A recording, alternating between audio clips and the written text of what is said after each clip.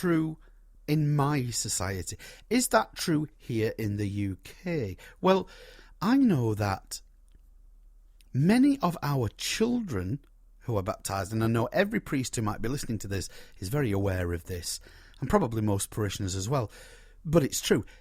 Most of the children that are baptised by me, and by many of my colleagues these days, we never see again after baptism until it's time for the sacramental programme. The parents have them baptised quite often at the age of 3.5, so they can get them into a Catholic school. Thank God the Catholic schools are still there, and thank God that our Catholic schools are still doing really well. So is it true that all the baptised, and when we talk about the baptised, that's what the church is doing. It's talking about everyone that's brought into the church develops because of the gifts of God. Now, you could probably say, oh, well, that's ridiculous because, if a child never goes near a church again, how is the child going to develop? There is another side to that argument, and that is that if you baptise a child, and we can't hold the sins of the parent against the child, that's kind of where I sit on with that one. You never know what chance you're giving to the child, maybe to discover the gifts of God on its own. Yes, in our Catholic schooling system. If it's not getting any of that Catholic teaching at home, then it certainly will receive some of it, please God, in our Catholic schooling system. So is it true? Well, maybe it is, maybe it isn't. Using that kind of staunch, theological, difficult language, I think, is sometimes a little unhelpful. But, that's what the church does. So, there is another thing we talk about. We're now on to number 14. So, this is from paragraph 14, where it talks about Jesus himself referring to the original plan of the human couple, reaffirming the indissoluble union between a man and a woman. Now then, there is one little thing that I find a little uncomfortable, which is never mentioned here in the document on the family. Maybe because there's no room for it, I don't know. We talk about, when you talk about vocations, we talk about vocations to the priesthood, and we talk about vocations to the married life. But I truly believe there is also a vocation to the single life. And much of what is spoken of in some of these paragraphs kind of not just neglects that, but completely doesn't consider it at all. Anyway, so back to paragraph 14. Jesus is talking about the original plan of the human couple. And they then talk about the indissolubility of marriage, brackets, what therefore God has joined together, let no man put asunder. That's from Matthew 19:6, and those words are still used in today's ceremony. So when we're talking about two people coming together, we have to always remember we're coming from a very Catholic religious background on this, and why not? Because that's what the Synod is. They are Catholics coming together to discuss Catholic teaching. That's sometimes what the media forgets. It talks in paragraph 15, we get to this interesting situation where there's a quote from Genesis, Adam and Eve and the story thereof.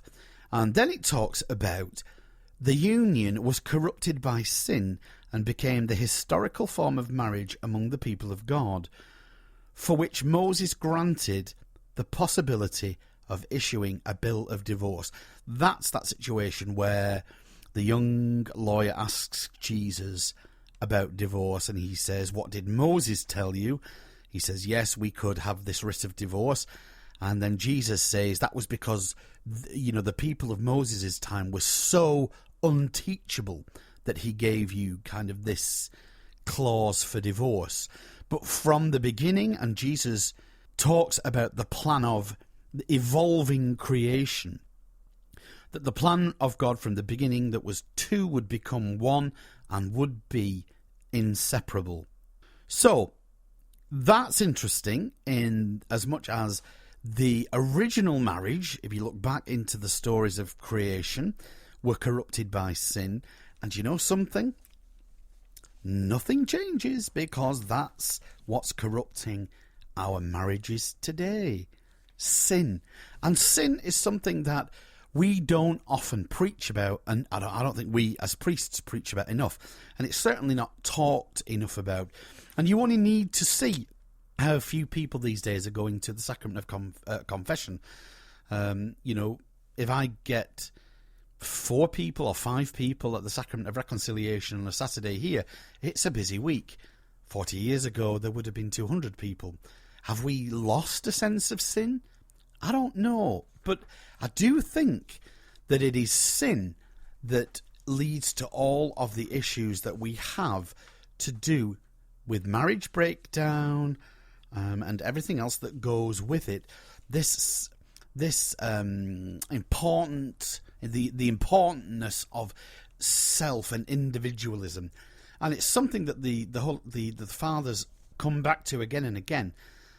Is trying to make sure that when a family is brought together, when 2 people marry, they do so by putting their spouse first, not themselves. And so you might think that this is very unfashionable of me to be talking about sin in this way. But we've got to a situation where, 1 in 3 marriages break down these days.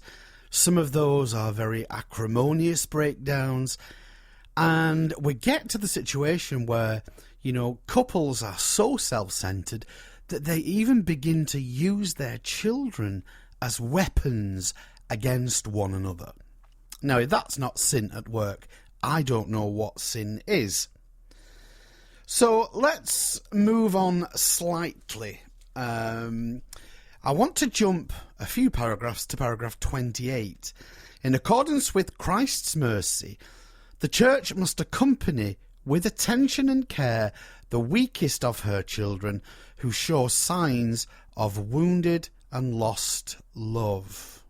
It also talks about those people who, at least would seem, do not wish to commit themselves to the state of matrimony. Are they the weakest? I don't know. Are they talking about the weakest of her children? Are these the ones that are most self-centered, the most selfish? I'm not quite sure. And if you look at the teachings of Christ, which is obviously spattered throughout the document in the report, I wonder to myself, how many of our young people even give the teaching of Christ and his church a glance, never mind a chance? Have we become so blinkered, so insular in our own little worlds that we can't see what God is offering to us anymore? And there's a beautiful thing here in paragraph 28. Let's have a look. Conscious that the most merciful thing is to tell the truth in love, we go beyond compassion. Merciful love, as it attracts and unites, transforms and elevates. It is an invitation to conversation. We understand the Lord's attitude in the same way. He does not condemn the adulterous woman, but he tells her to go away and sin no more. Oops, there's that word sin again. Jesus is very aware that it is sin that takes us away from doing what we should be doing. Not just in the family, not just in marriage, but in all and every aspect of our life. Now, I'm preaching again here, and I didn't really want to do that, but you can't really talk about a document like this without mentioning sin and Jesus' teaching on sin. I'm just going to skip on to paragraph 30, and it's about just before this, the last bit of paragraph 30. On various occasions, the Synod Fathers emphasised that Catholic families, by reason of the grace of the sacrament of marriage, are called upon to be the active agents in every pastoral activity on behalf of the family. Woo! oh, so hang on a minute. Now the church is saying that really the greatest witness in the world that we have to the Catholic family, believe it or not, is the Catholic family. And I wonder how many parents, how many families would see that, would recognise that they have a role to do that in our, what is becoming rather a secular world. Whoops, sorry, I'm looking at that again from a very Western point of view, but you can get you get the drift of what I'm trying to say. On to paragraph 32. Oh, there's a big mark here. What does this mean?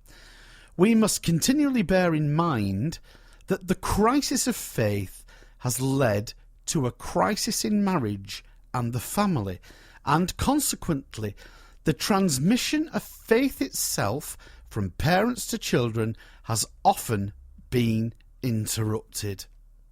If we confront the situation with a strong faith, the imposition of certain cultural perspectives which weaken the family is of no importance. Now then, that's kind of what I was talking about a little before. You know, parents, for some reason, they still want their children to go through a Catholic schooling system.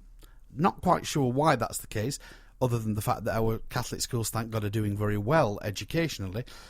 But there seems to be something missing there, and it's something that I say to our parents on the sacramental programme. You know, it's not my job as a priest to church your children. It's your job. It's not our school's job to church your children. It's your job. That's what you promised when you had your children baptised. And we can only work with what we have or what comes to us from your family. There is the family which we're talking about, then you have the family of the church, the family of the school, the family of the parish.